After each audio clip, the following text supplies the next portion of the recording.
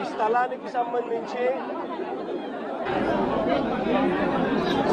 2 ఎకరాల 17 సెంట్లు. ఈ 2 ఎకరాల 17 సెంట్లకు సంబంధించి దాదాపుగా 42 కుటుంబాలు 25 సంవత్సరాలుగా ఈ 42 కుటుంబాలు ఇక్కడే నివాసమై ఉంటున్నాయి. 25 సంవత్సరాలుగా వీళ్ళు మాదిరిగా ఇల్లు కట్టుకొని ఉన్నారు. ఈ మాదిరిగా ధ్వంసం చేశారు. 25 సంవత్సరాలుగా వీళ్ళు ఇక్కడ ఇంట్లో ఇల్లు కట్టుకొని ఇక్కడే ఉంటా ఉన్నారు. ఓవైపు ఏమో సుప్రీంకోర్టుకు సంబంధించి సుప్రీంకోర్టులో ఈ స్థలానికి సంబంధించి ఓవైపు ఏమో న్యాయ పోరాటం జరుగుతూ ఉంది. సుప్రీంకోర్టులో పిటిషన్ పెండింగ్ లో ఉంది.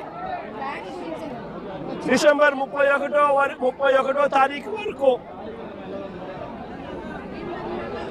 పోలీసులను డిసెంబర్ 31వ తారీఖు వరకు ఈ 42 కుటుంబాలకు సుప్రీంకోర్టు ఊరటనిచ్చింది.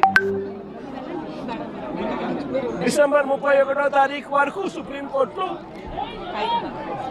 ఊరట పొందిన ఈ కేసులో ఈ 42 కుటుంబాలు ఓవైపున సుప్రీంకోర్టులో కేసు పెండింగ్ ఉండగానే 31వ తారీఖు వరకు ఊరట ఉండగానే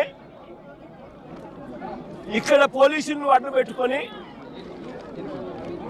ఏకంగా 200 మంది పోలీసులు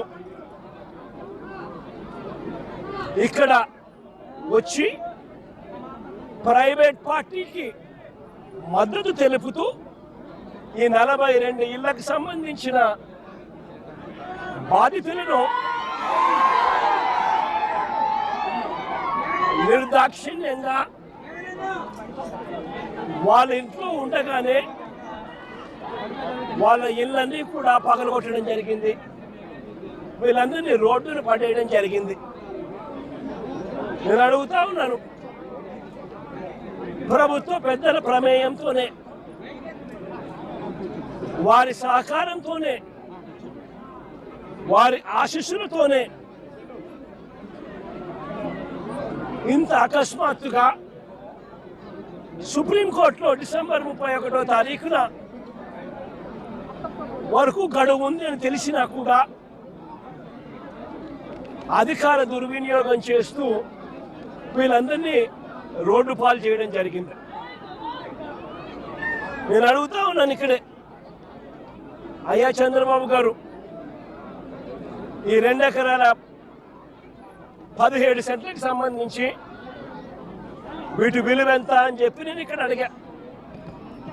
ఎంతకా ఇక్కడ దీని విలువ? ప్రెసెంట్ ₹1 కోటి ప్లాట్ అండి. అందరి ₹1 కోటి పైనే ఉంది. 250 కోట్లు. దాదాపుగా ఈ 2 ఎకరాల 17 సెంట్లు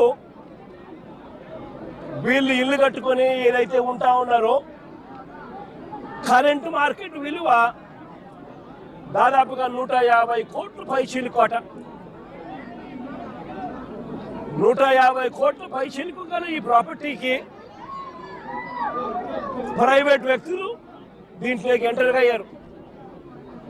2016లో, అంటే అప్పుడు కూడా చంద్రబాబు నాయుడు గారు ముఖ్యమంత్రిగా ఉన్నప్పుడే, 2016లో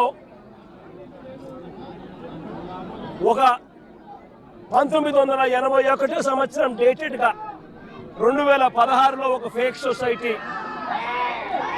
పెట్టడం జరిగింది. తప్పుడు డాక్యుమెంట్లతో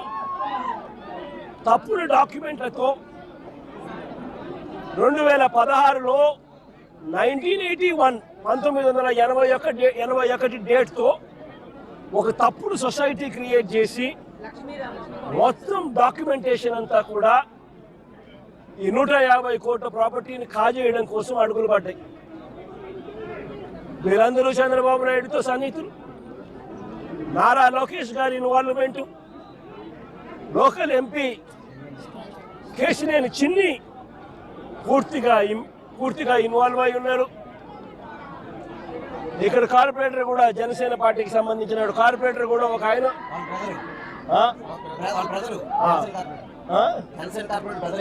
జనసేన కార్పొరేటర్ సంబంధించిన వాళ్ళ బ్రదర్ కూడా ఇన్వాల్వ్ అయి ఉన్నారు. ఇంతమంది కలిసి అధికార దుర్వినియోగం అనేది ఎలా ఉంటుందన్న దానికి నిదర్శనం ఇది. ఓవైపున కేసులున్నాయి, సుప్రీంకోర్టులో కేసు జరుగుతూ ఉంది, డిసెంబర్ 31వ తారీఖు వరకు వీళ్ళకి వెసులుబాటు ఉంది.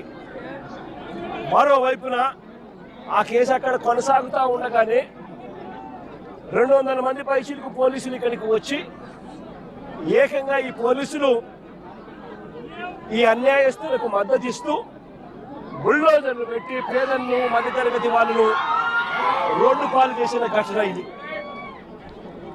నేను అడుగుతా ఉన్నాను, ఇక్కడే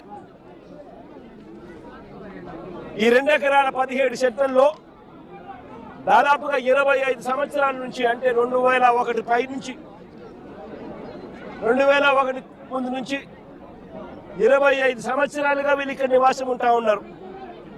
ఇందులో చాలా మంది ఇల్లు కట్టుకున్నారు.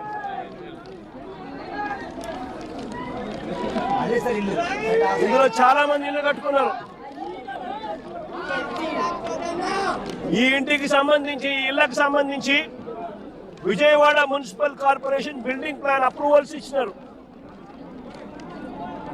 విజయవాడ మున్సిపల్ కార్పొరేషన్ వారు బిల్డింగ్ ప్లాన్స్ అప్రూవల్ ఇచ్చినారు. ఈ ఇళ్లకు కరెంట్ కనెక్షన్ ఇచ్చినారు, డ్రైనేజ్ కనెక్షన్ ఇచ్చినారు. ఈ ఇంటికి అన్ని రకాల అనుమతులతో పాటు ప్లాన్ అప్రూవల్ చేసి విజయవాడ మున్సిపల్ కార్పొరేషన్ వాళ్ళు వీళ్ళు ఇల్లు కట్టుకుంటా ఉంటే ఇళ్ళకు కూడా ప్లాన్ అప్రూవల్స్ శాంక్షన్ చేసి స్టాంప్ వేస్తారు. మరోవైపున బ్యాంకుల వాళ్ళు డ్యూ డెలిజెన్స్ పూర్తి చేసి వీళ్ళందరికీ లోన్లు కూడా ఇచ్చినారు. ఇక్కడ ఉన్న వాళ్ళు దాదాపుగా ఒక్కొక్కరు 20 లక్షలు 25 లక్షల రూపాయల పైన ప్లాన్స్ ఎలా ఇచ్చారో అని అడుగుతా ఉన్నా.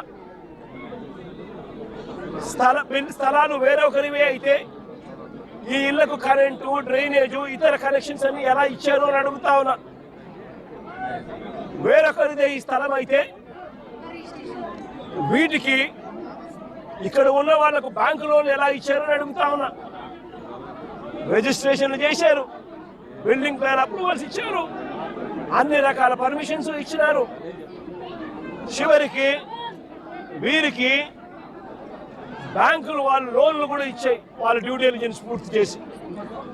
మన ఇన్ని సవ్యంగా ఉన్నప్పుడు ఇది ఏ రకంగా గవర్నమెంట్ ముందుకు వచ్చి వీళ్ళకి ఎటువంటి న్యాయము చేయాలి అని కనీసం ఆలోచన కూడా లేకుండా, ఎటువంటి ముందస్తు నోటీసు కూడా ఇవ్వకుండా, వీళ్ళ ఇళ్లలో ఉండగానే 200 మంది పోలీసులు పైచిలకు వచ్చి ప్రైవేట్ వ్యక్తులకు మద్దతు ఇస్తూ పొక్లేన్లు పెట్టి, జేసీబీలు పెట్టి, బుల్డోజర్లు పెట్టి ఏకంగా బిల్డింగులు పక్కన జరిగింది. నేను అడుగుతా ఉన్నాను, వీళ్ళు చాలా మంది చెప్పడం కూడా జరిగింది, ఈ స్థలాలు మళ్ళీ కొనుగోళ్లు జరిగేటప్పుడు కూడా, క్రయ విక్రయాలు జరిగేటప్పుడు కూడా పలు సందర్భాలలో ఇక్కడ వాళ్ళంతా కూడా పేపర్లో అడ్వర్టైజ్మెంట్లు కూడా ఇచ్చినారు. ఎవరికైనా అభ్యంతరాలు ఉంటే తెలియజెప్పాలి అని చెప్పి పత్రికా ప్రకటనలు కూడా ఇచ్చారు. పత్రికా ప్రకటనలు ఇచ్చినప్పుడు కూడా ఎవరు కూడా అభ్యంతరాలు ఎక్కడా కూడా వెలుబుచ్చలేదు.